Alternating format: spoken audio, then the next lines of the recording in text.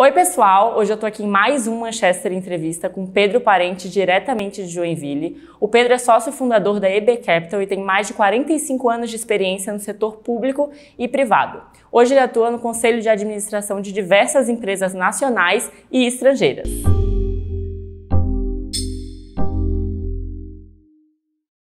Bom, primeiramente gostaria de agradecer a sua presença aqui e começar te perguntando: como a gestão da pandemia impactou na retomada da economia nos últimos anos? Você sente que a gente está melhorando? Olha, a gente não tem dado muita sorte, né? E aí que eu estou me referindo ao mundo, né? Porque a gente está assistindo agora, parece, né, que temos aí um momento mais tranquilo em relação à pandemia, né? A última variante, apesar de muito, digamos assim, uma propagação muito rápida, por outro lado, ela ajudou a diminuir bastante a incidência depois que ela passou. Mas aí vem a guerra, né?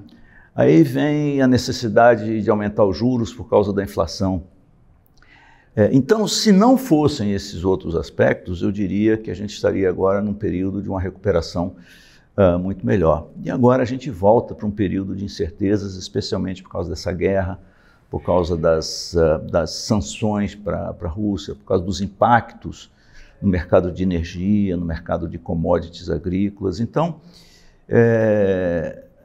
a Covid foi muito dura, muito difícil, as pessoas, empresas já estavam se preparando para, né, dar aquela aliviada, e aí vem de novo, né, especialmente a guerra entre Rússia e Ucrânia. Então, para o brasileiro, você vê um impacto bem grande.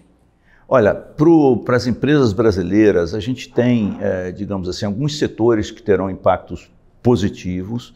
Não que seja bom a gente ter impacto positivo em função de uma desgraça em outros lugares, mas vai ter um impacto positivo, especialmente os fornecedores dessas commodities metálicas, agrícolas, energia.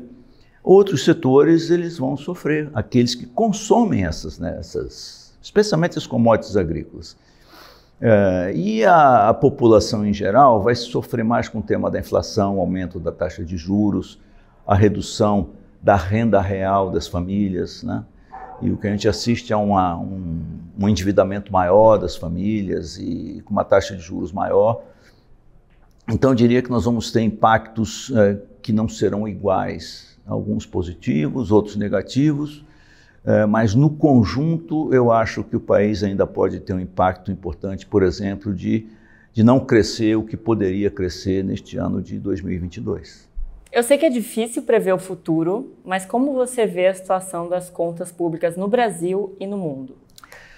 Bom, no mundo, começando no mundo, que é uma resposta mais simples, o que a gente assistiu foram os governos em geral, digamos, com políticas monetária e fiscal um pouco mais, digamos assim, relaxadas para dar conta, né, da contração econômica provocada pela Covid.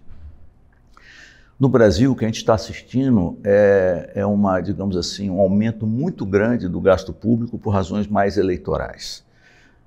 E isso, então, é muito ruim, porque nós estamos comprometendo com despesas permanentes receitas, um aumento de arrecadação que é temporário. É como se, por exemplo, eu vendesse um automóvel e ao invés de pegar aquele dinheiro que eu vou usar para comprar um outro automóvel, para ajudar na entrada de um apartamento, eu começasse a consumir aquilo, me divertindo, fazendo viagens, e quando acabar aquele dinheiro, eu não vou ter o automóvel e não vou poder continuar com aquele padrão de gasto, porque aquilo foi artificial. Então esse é o problema que a gente está vivendo agora no Brasil, infelizmente. A gente viu agora um aumento no preço dos combustíveis. Como ele tem impactado na vida dos brasileiros e se você acha que a intervenção do governo é a melhor saída? Olha, aqui cabe inclusive uma resposta que não afeta apenas a vida dos brasileiros. O aumento dos preços da energia por um desequilíbrio global gerado, esse sim, pela Covid, mas agravado profundamente por essa guerra. E vamos lembrar que a Rússia é um importante fornecedor de energia, né, de gás, né, de petróleo, não apenas para os países europeus, mas o gás é fundamentalmente para os países europeus, mas o óleo é para o mercado, né, o petróleo para o mercado global. Então, todos os consumidores de todo o mundo estão sofrendo isso, estão sentindo isso na pele, e o consumidor brasileiro não é exceção. A questão é que a Petrobras tem acionistas privados, né? Como se diz, ela é uma sociedade de economia mista. Então, ela não pode praticar políticas públicas. Quando o governo pretende subsidiar um determinado preço, para a transparência desse custo para a sociedade, este subsídio tem que constar do orçamento federal, senão não tem transparência. E ele não pode obrigar a Petrobras a fazer diferente, porque a Petrobras tem acionistas privados. Então, eu diria que a situação que nós vivemos é que o país, o governo, a sociedade, o Congresso, precisa decidir se eles querem uma empresa com ou sem acionista privado. O que não pode é ficar no meio, tá certo? Tem acionista privado, mas quer praticar preços de políticas públicas, isso não pode. Ou então não tem acionista privado, fecha o capital da empresa e aí, como acionista único, pode ter mais liberdade de ação em relação à Petrobras. Bom, você já trabalhou tanto no setor privado quanto público e agora optou por fazer parte de algo que envolve um impacto social. Onde você percebeu que deu para fazer mais diferença? Olha, naturalmente, quando você está no setor público, ou está numa grande empresa como a Petrobras, cuidando, por exemplo, do chamado apagão que aconteceu, a crise de energia de 2001, 2002, você tem um impacto que alcança muito mais gente. Você, no apagão de 2001, 2002, a gente entrava nos lares, nas famílias e empresas de quase todo o país, só não os da região sul. Então o impacto era muito grande, era realmente muito grande. Agora são coisas diferentes, o setor privado, especialmente com aquilo que a gente faz lá na IB Capital, a gente tem a oportunidade de endereçar lacunas, sejam de natureza social ou estrutural, e que isto também ajuda o país. Mas naturalmente o impacto é mais limitado. Com tantas gestoras novas surgindo, como que a pauta da EB impacta hoje em dia, tanto nos fundos de investimento que vocês traduzem para o investidor, quanto como impacto social? Bom, ela se diferencia em dois aspectos fundamentais. O primeiro, exatamente esse que você mencionou. Primeiro, registrando que nós somos uma gestora de recursos de investidores que buscam retornos. E retornos que são compatíveis com a natureza desse investimento, que é um investimento de prazo bem mais longo. Então, o retorno esperado tem que ser maior mesmo. Mas, dito isso, nós entendemos que resolver lacunas de natureza social ou estrutural na sociedade, na economia brasileira, proporciona potenciais de retornos muito relevantes. Isso, então, permite que a gente associe essas duas coisas. De um lado, retornos, que tem que ser, como eu mencionei, uma perspectiva bastante importante por causa da falta de liquidez desse investimento por um prazo longo, mas também um impacto na sociedade. Então, para dar dois exemplos, a gente tem um investimento no setor de fibra que está indo muito bem. Hoje temos mais de 1.100.000 assinantes, esperamos encerrar o ano com pelo menos 1,5 milhão de assinantes. E a maior parte deles famílias e empresas pequenas que não tinham acesso a uma internet com velocidade, com qualidade, com confiabilidade. Internet é fundamental para educação, para entretenimento, para transações, informações e conexão com o mundo, né? Quer dizer, sem essas coisas no mundo de hoje, nada disso acontece. Né?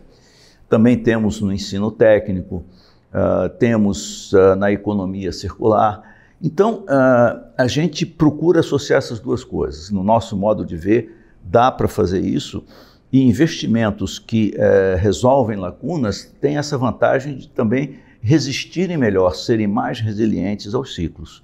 Tá certo? A economia brasileira, infelizmente, tem esses ciclos, né, de altas e baixas. O outro aspecto que nos diferencia é o fato de que a gente entra no dia a dia das empresas colaborando diretamente com o empreendedor e com os executivos. Nós temos os sócios e os nossos colaboradores da IB têm uma grande experiência de gestão, Eu, por exemplo, já tive, você mesmo mencionou, experiência de gestão do setor público, setor privado, e esse aporte que a gente faz de entrar no dia a dia das empresas ajuda muito, é muito apreciado pelos investidores e executivos, então isso nos diferencia de uma maneira, queremos acreditar, bastante positiva. Falando dos seus últimos cases, que é o EB Fibra e o EB Futuro Sustentável, como eles rentabilizam o investidor, ainda assim causando um impacto social positivo? É exatamente aquilo que eu mencionei. Existe uma demanda reprimida quando você tem uma lacuna, né? Quando você tem alguma coisa que falta ali e esta falta provoca, digamos assim, uma necessidade de natureza social ou ambiental. Então, ao endereçar esta lacuna, o que a gente faz é atender esta demanda reprimida, onde tem uma demanda reprimida, tem uma perspectiva interessante de retorno, e, ao mesmo tempo, a gente está causando este impacto positivo em setores, em áreas importantes da economia brasileira. Então, isso é uma coisa que nos anima muito, que nos deixa muito feliz de poder fazer, porque, de um lado, tem esse impacto, e, de outro lado, a gente proporciona aos nossos investidores um retorno, uma perspectiva de retorno bastante favorável. Bom, Pedro, gostaria de te agradecer a oportunidade de estar aqui conversando, com certeza. É muito importante pensar nesse legado sustentável ao longo prazo. E muito obrigada por compartilhar todas essas informações com a gente. Foi um prazer. Obrigado a vocês. Bom, e essa foi mais uma edição do Manchester Entrevista, aqui de Joinville com Pedro Parente. Então, se você gostou desse vídeo, não deixa de comentar aqui embaixo e aproveita para curtir. Até a próxima!